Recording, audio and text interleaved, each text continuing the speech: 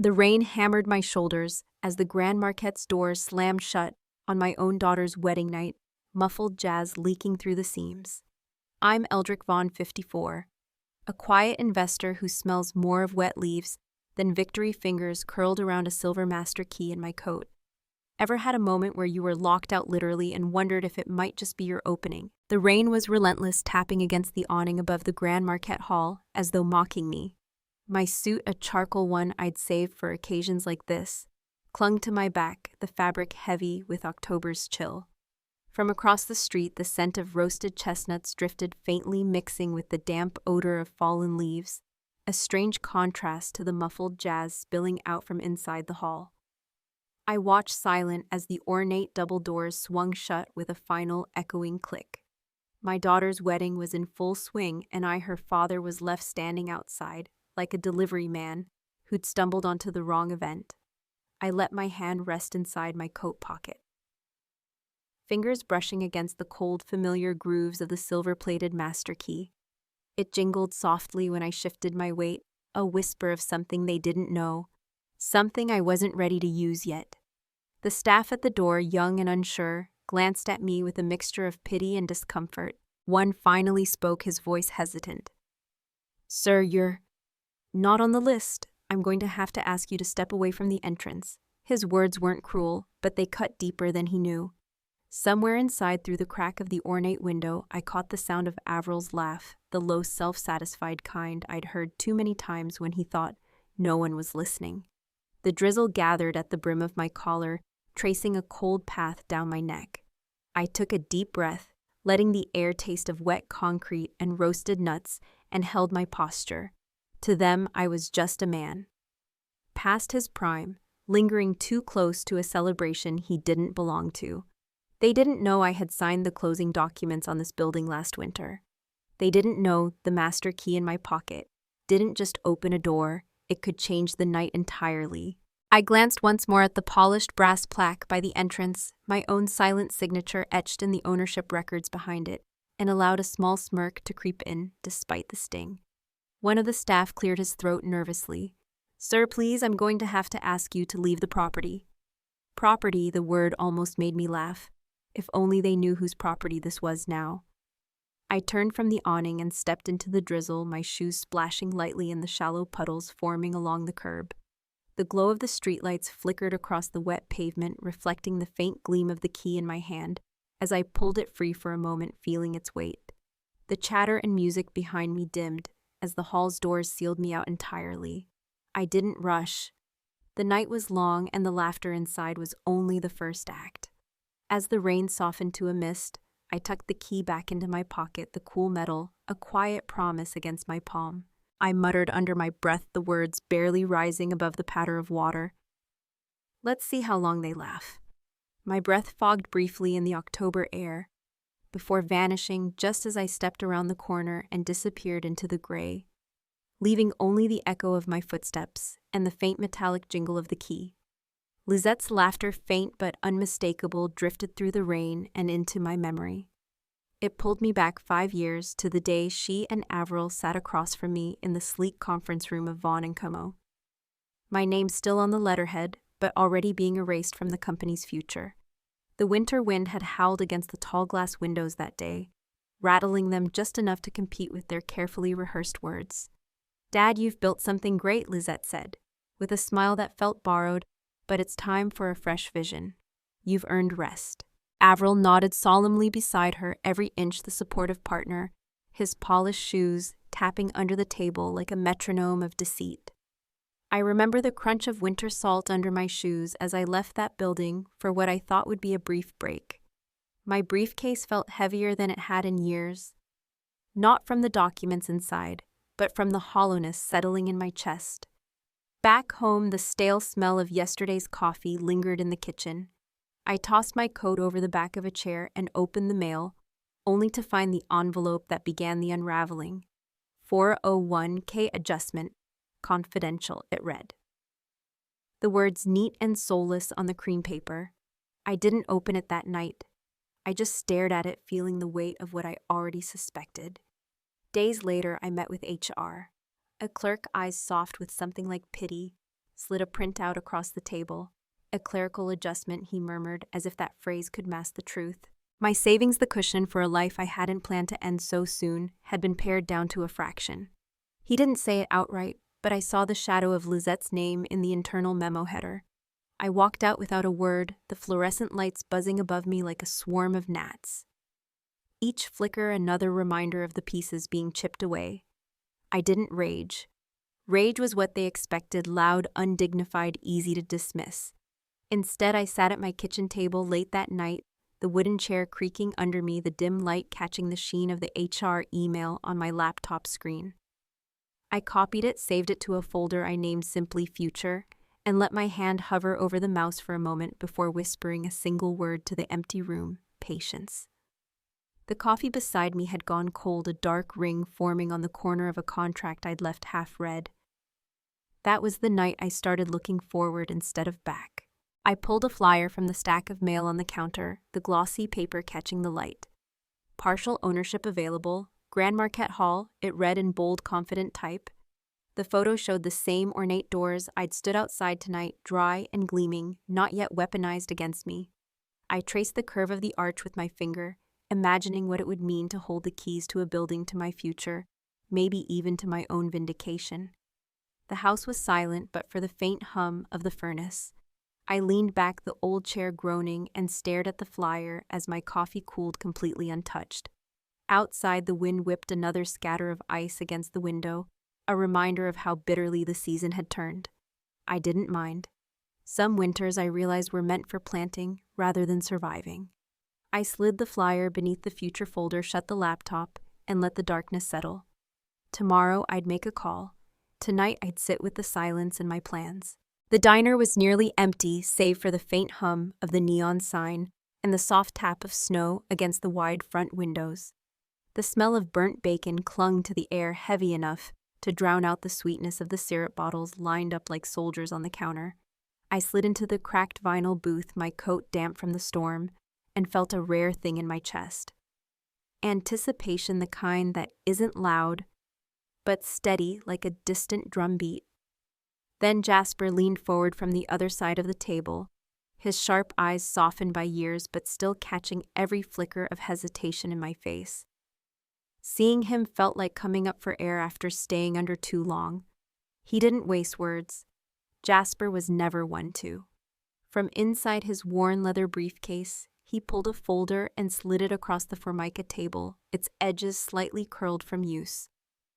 "The key doesn't just open doors," he murmured, voice low enough that only I could hear. "Over the buzz of the neon, it closes deals." His fingers lingered on the folder for a moment before releasing it, as if weighing the decision one last time. I didn't reach for it yet. Instead, I watched the steam rise from the chipped mug between us, curling upward and vanishing into the dull glow of the overhead lights. Jasper had been a lawyer long enough to see every trick in the book, yet he'd walked away from the biggest firms years ago, claiming he preferred helping people who reminded him of himself. When he was younger, scrappy, underestimated, maybe a little tired, but not done fighting, he thumbed through the papers. I had brought the apologetic HR email printed and underlined Lizette's neat edits to my retirement account statements, and the realtor flyer for the Grand Marquette, its corners creased from how many times I'd folded and unfolded it. His brow furrowed as he read, though not in surprise. "They think you're finished," he said, not as a question but a fact, his voice even. The waitress, a woman whose name tag had lost its last two letters, came by and refilled our coffee without a word. The thin stream of liquid hissed softly as it met what little warmth was left in my cup. Jasper waited until she left before speaking again. "Buy the stake, quietly, through a holding company. No one connects the dots. By the time they notice you'll own more than the building, you'll own the moment." He leaned back, letting the booth creak beneath his weight, and folded his hands. "Revenge doesn't have to be loud to be permanent." I scribbled on a napkin, my pen scratching softly, as I wrote down names of shell corporations he recommended and deadlines he thought would spook sellers just enough to move quickly. The snow outside thickened, blurring the streetlights into hazy orbs, as if the whole world was conspiring to keep our plans quiet. Jasper reached into his coat pocket, pulled out something that caught the diner's dull light, and placed it gently on the table between us, the silver-plated key. The one I'd felt against my palm 2 years later, outside those ornate doors. When the time comes, Jasper said, his voice dropping to something almost like a whisper, this will mean more than money. Don't use it early, timing is everything. The snowplow's distant rumble filled the silence that followed. I wrapped my fingers around the key, feeling the grooves press into my skin. For a moment, I just sat there, letting the warmth of the mug in my other hand steady me. Jasper sipped his coffee, his expression unreadable but not unkind. I slid the key into my coat pocket, the neon sign outside flickering once-twice before glowing steady again. As the plow scraped by and the snow swirled back into the street behind it, I stood tossing a couple of bills onto the table. Jasper stayed seated, watching me with that patient look of his, the kind that said he trusted me to know when to strike. I pulled my coat tighter, feeling the weight of the key settle against my chest, heavier than it should have been, and stepped out into the snow. Behind me, the neon buzzed back to life, casting a faint red glow across the booth we'd left behind. The first thing I noticed wasn't Averil's smirk. It was the way the coffee spilled across my desk, darkening the edge of an HR file as my hand trembled. The cup slipped from my grip, hit the wooden surface with a hollow clink, and cracked just below the handle. The smell of the brew mixed with the faint mustiness of old paper filling the room with something that felt both familiar and sour. The stain spread slowly across the documents I'd kept tucked away for years, the ones I thought might someday matter if I could just keep holding on. The voicemail light blinked on my phone, its soft pulse the only movement in the stillness of my home office. I pressed play. Lizette's voice came through, delicate as frost. But just as cold, Dad. It's best you don't come to the wedding, it's complicated.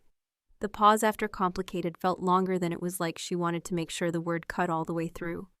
I sat there, the cracked cup between my fingers, warm liquid seeping through the fracture line onto my palm, and wondered when exactly she had decided I was no longer worth standing beside. The phone rang again before I could set the cup down.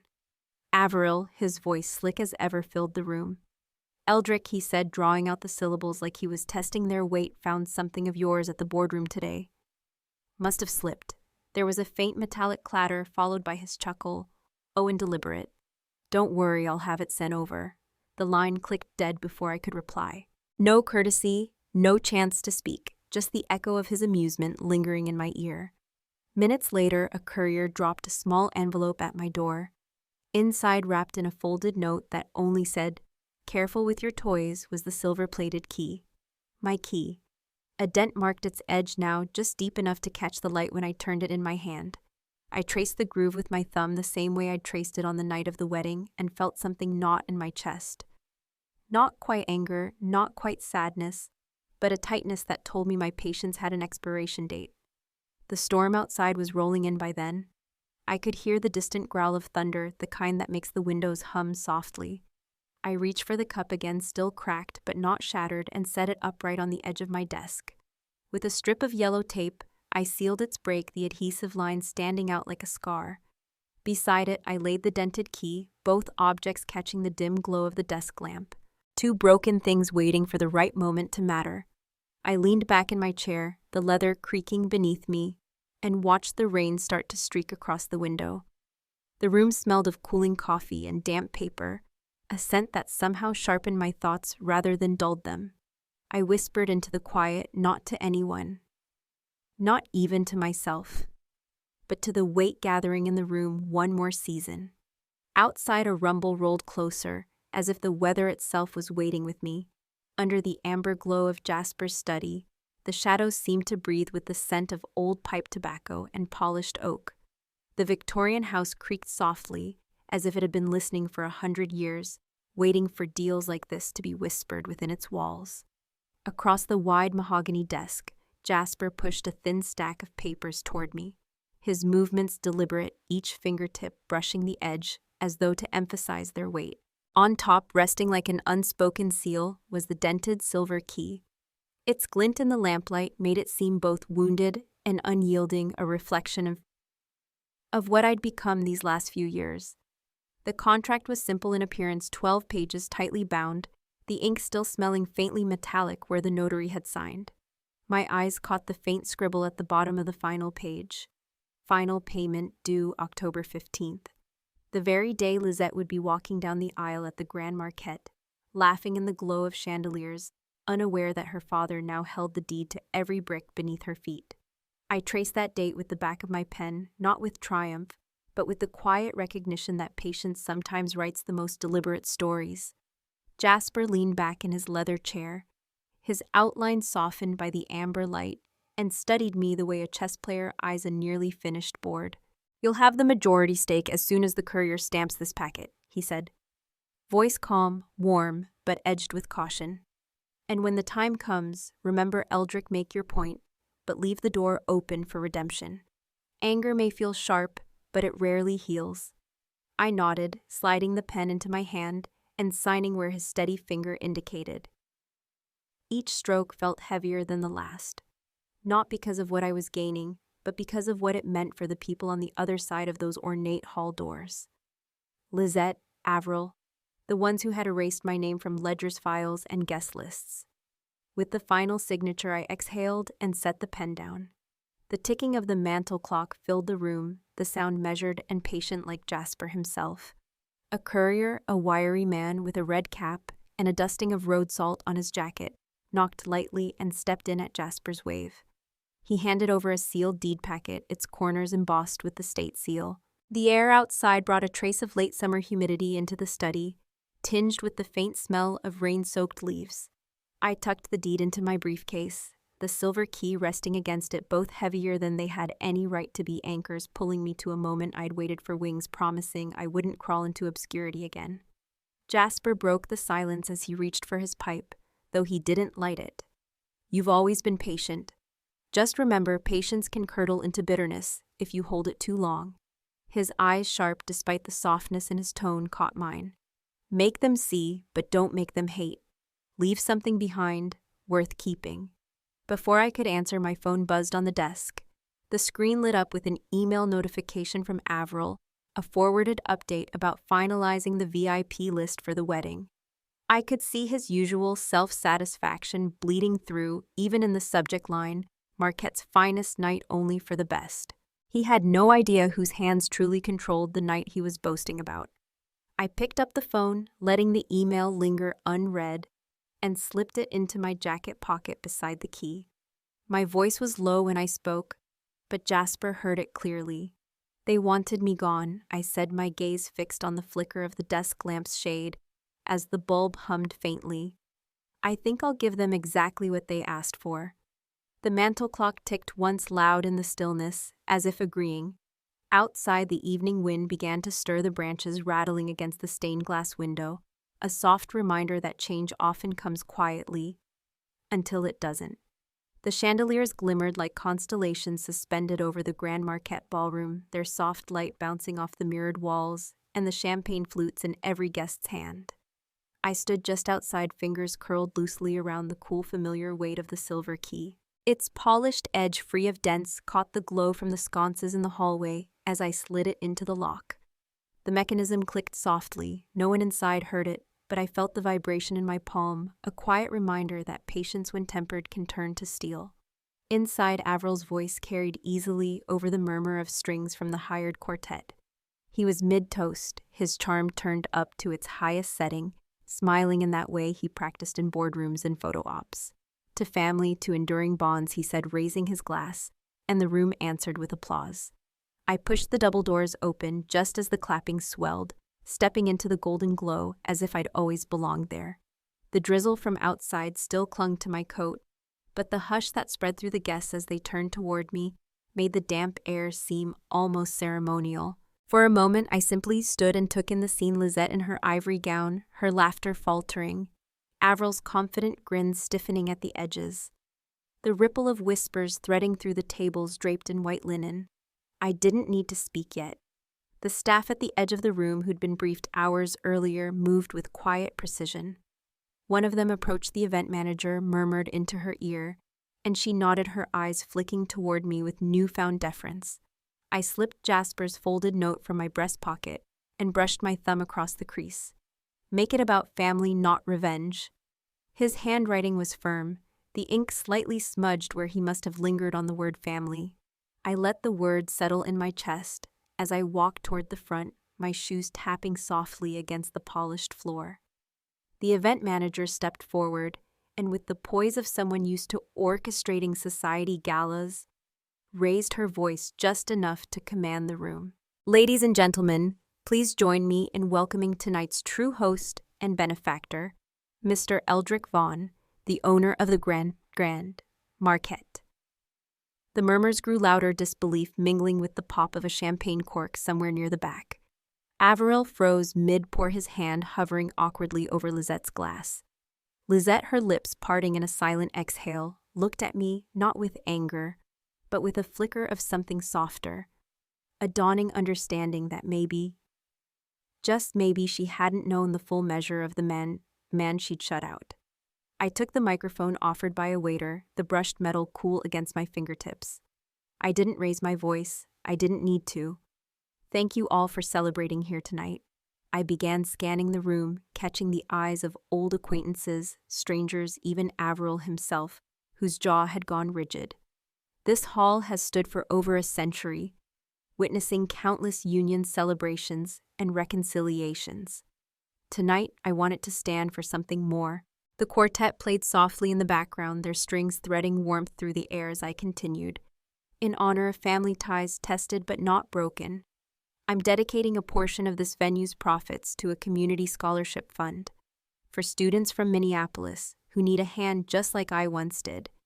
May this hall bring not just memories but futures. There was no applause at first, just the soft hiss of champagne bubbles rising in flutes, and the shuffle of a waitress as she nervously adjusted a tray. Then slowly a few guests clapped, and the sound spread not raucous, but sincere. I placed the microphone back on its stand and stepped down the key, now warm in my pocket, as though its rightful purpose had finally polished away every dent. Across the room, Averill's face had lost its practiced shine. He pulled Lisette gently aside, his expression pale, his words low but urgent. We need to talk about your father. I didn't linger to hear more. The chandeliers above flickered softly as I pushed through the side doors and into the crisp October air. The night smelled of wood smoke and fallen leaves. I drew in a slow breath, watching it cloud white in the chill, and exhaled as if letting go of a weight I'd carried too long. The key pressed lightly against my ribs, not as a weapon or a trophy, but as a reminder that sometimes winning quietly leaves the deepest mark. The envelope was small enough to slip beneath the doormat, but I spotted it immediately as I stepped out to fetch the morning paper. My name written in a hand I hadn't seen since her high school graduation cards trembled across the front. Can we talk, Dad? The ink bled slightly at the corners, a sign it had been written quickly, maybe through tears. I held it in my hand for a long moment before bringing it inside, setting it on the kitchen table beside the sign-up sheet for the scholarship's first community event. The scent of pumpkin coffee and maple syrup hung in the air, grounding me before I dared to break the seal. By the time Lisette arrived, the coffee in my mug had cooled to lukewarm. Her knock was timid, a shadow of the confident daughter I once knew. When I opened the door, her eyes were red-rimmed mascara, faintly smudged along her cheeks, as though she'd driven here without stopping to wash away the night before. She stood at the threshold for a beat, clutching her coat around herself, until I stepped back and let her in without a word. The kitchen felt smaller with her in it, though not because of tension, more because of the silence, a fragile thing neither of us wanted to break.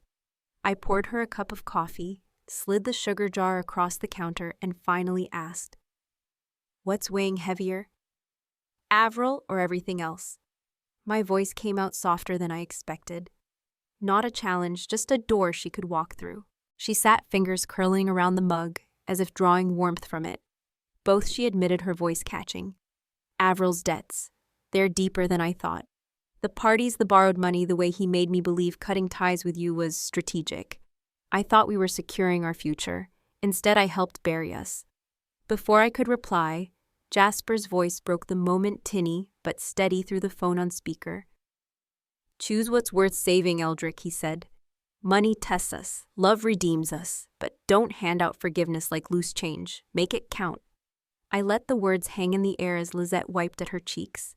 My gaze drifted to the volunteer sign-up sheet beside the envelope, its top row still blank, waiting. I slid it toward her, the pen resting on its edge. No promises, I said, my tone even. If you want to start mending, start here. The scholarship gala needs hands more than it needs heirs. Her pen scratched against the paper steady despite the tremor in her breath. She wrote her name, pressing harder than necessary, as if each loop of ink was a pledge. For Mom, she whispered, not looking up, even if it doesn't bring back what we lost. Outside, the wind kicked up, scattering the last brittle maple leaves across the porch. I stood by the window, watching them tumble like tiny orange sails, and murmured almost to myself, maybe she's starting to find her way back. The neighbor's leaf blower hummed faintly down the block, filling the silence we'd left behind. The lanterns swayed gently overhead, their light casting soft halos over the freshly mulched paths of the community garden. Lilac drifted through the spring air, mingling with the smoky sweetness of grilled corn from the volunteers' stand. I stood at the edge of it all, watching neighbors and students weave between tables, their voices like a steady hum of possibility. In my hand, cool and familiar, rested the silver key, the same one that had rattled in my coat pocket outside the Grand Marquette months ago. Tonight it wasn't leverage. It was a bridge. Lisette approached slowly, her dress hem brushing against the soil by the flower beds. There was no stiffness in her smile now, no trace of the guarded elegance she once wore like armor. She stopped beside me, eyes catching the glint of the key. I placed it in her palm, closing her fingers gently around it. Not for power, I said softly, but as a reminder. Doors can close, but they can also open if you're willing to turn the lock for someone else. Near the garden center, a small crowd gathered as the plaque was unveiled. The engraved letters caught the lantern light, the Vaughn Community Scholarship, for those who build bridges, not walls. Applause rose quiet at first, then growing as the volunteers clapped along. Jasper stood a few steps behind, hands in his coat pockets, a faint smile tugging at the corners of his mouth as he watched the ceremony without fanfare. As the evening deepened, I stepped forward to address the crowd. My words weren't long. Age had taught me that speeches rarely linger as long as actions. Half of what I own, I said, glancing at Lisette, will live here in program scholarships and this garden beyond any ledger. The other half will go to Lisette, not as inheritance, but as stewardship, if she chooses to keep building rather than dividing. Her voice when she spoke surprised me. Clear, steady, thank you. Not for the money, Dad, but for trusting me with a second chance. She wiped at her cheek, smudging a streak of soil she hadn't noticed. Later, near the lilac hedge, Lisette knelt to plant a tulip bulb in honor of her mother. Her fingers were caked with earth, but her smile as she looked up at me was unguarded, genuine. Tears streaked down her face, catching the golden glow of the lanterns, not as a mask, but as something clean. Jasper, hands clasped behind his back, gave me a single nod, as if to say, "This is what patience was for." I let my gaze drift upward, to where the lanterns flickered softly against the indigo sky. The crickets hummed somewhere beyond the fence line, a low and steady chorus. Under my breath, I whispered, "Octavia would have liked this." The words floated into the cool night air, and for the first time in years, I felt them land gently without weight. The lanterns had dimmed to soft amber by the time I slipped the mended silver key back into my pocket, its cool weight a quiet reminder of what was worth holding on to. Watching Lisette laugh with neighbors' dirt still on her hands from planting, I realized some bridges don't need to be rebuilt, as they were only steadier this time. Sometimes, loss is the only teacher that makes us gentler, more deliberate, more alive to the bonds that survive the storm. If you faced betrayal or felt the sting of being shut out, know that redemption can grow from the most unexpected soil. Has life ever handed you a second chance in disguise? Share your story or just linger here under these garden lights a while longer.